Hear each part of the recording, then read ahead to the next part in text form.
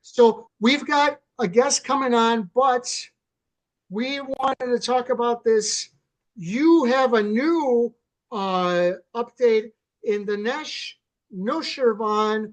Uh, he is a TikToker who tries to find people that he thinks do bad and then tries to cancel them. Am I right?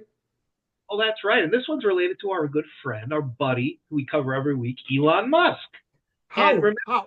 How is it remember, related to that? remember back when Elon went and he did his gesture, awkward gesture at the inauguration, and he Mhm. did his awkward gesture at the inauguration, and people jumped around and said immediately, "Well, this Mhm. is And a let me interrupt you. Let me interrupt you. We have Jill Jones Soderberg who is joining us, but Jill, give us like 3 minutes. We're going to finish this up, and then we'll get you on, and then we'll get you. Sure, All sure. right, go ahead. Go ahead. Go ahead. And so he had this awkward gesture, and the media, There's the gesture. radical left fake news media turns around and says, and go back up there that we'll play that video, that video right there, yeah, where basically they turn around and they say this is this awkward salute. The ADL, the president of the Anti Defamation League, said it's not a Nazi salute. It's an awkward gesture. That's all it Mhm. was. He's And trying to people say from my now, heart to yours. now It's there's not even an awkward gesture. No one who's legitimate thinks he was doing the Nazi salute. He did. He went like this out to here. He's saying from my heart to yours. They took something innocent and well-meaning and heartfelt and turned it into something ugly. But go ahead.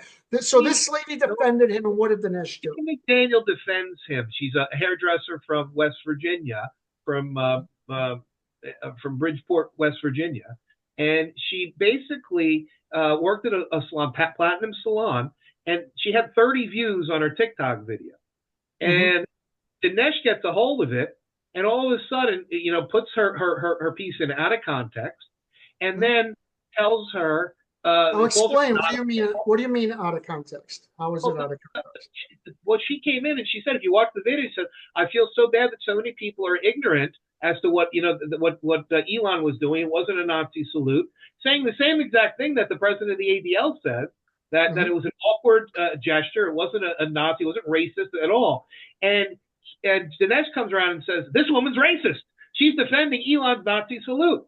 And so what happens is Dinesh comes in as a race baiter, as the digital. He's the digital Al And that's Sharpton. that's Dinesh. That's Go Dinesh. ahead. He's digital Al Sharpton, and he comes along and he ruins this girl's life because he goes and he hits her with his millions of followers on social media.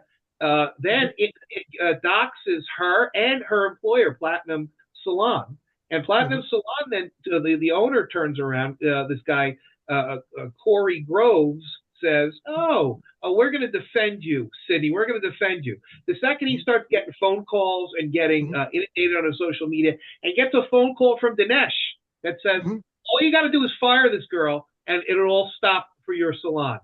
And he Mm-hmm. fires her. The piece Mm-hmm. of crap fires her, doesn't defend her. No, she didn't do wrong, but he gives in to the racial extortionists out there, and this guy is a racial extortionist, and it needs to be called out. But how we're going to start doing this is we've already called out Platinum Salon, and we're going to call for a boycott. I want them, and many conservatives want them to be Bud Lighted. Let's let Platinum Salon go the way of Bud And Light. So if you are Platinum Salon is where? it's in West Virginia, in Bridgeport, West Virginia. And if you're going to be choosing something for salon services in that area, I would say you should avoid them like you avoid Bud Light. If you're someone that believes that you should stick up for community, stick up for your friends, stick up for somebody who was a maid of honor at your wedding that was very close to you, and then because this person from a California transplant from out of town turns around and says, oh no, we're turning the cancel culture police, the woke cancel culture mob on you. If you think that that person's more important than somebody that you go to church with, and somebody that's part of community that you went to school with, if you think that that's the most important thing in your life, worrying about what the cancel culture mob thinks, and that's what your business does, then maybe you shouldn't have a business anymore. Maybe you should go the way of Bud Light. And so that's what we're doing with this. we're creating awareness for all of the victims of Danesh and the people that did not support them, because we have a very serious case here where Danesh is going to be facing felony criminal charges in Denton, Texas. It looks like, Mm-hmm. because for the death of Aaron Delator. He's a Mm-hmm. cancel culture killer, and he was the one who contributed and caused the death of high school football coach Aaron Delator. And it's only a matter of a few days from the outward signs that the prosecutors will bring felony charges from the outward signs that we're getting in Denton, Texas. Danesh Noshirvan will face Texas justice of felony charges in Texas for related to the death of Aaron Delator.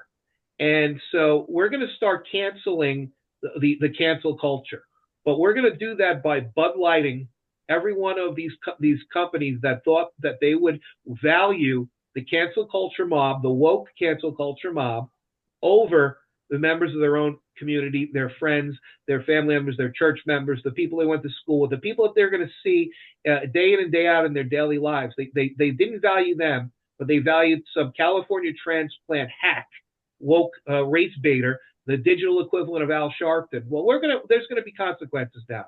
All right. Now, you have been investigating this guy for a while. Approximately how many true victims would you say who were falsely canceled, who had their lives destroyed, up to and including suicide, would you say there are of this guy?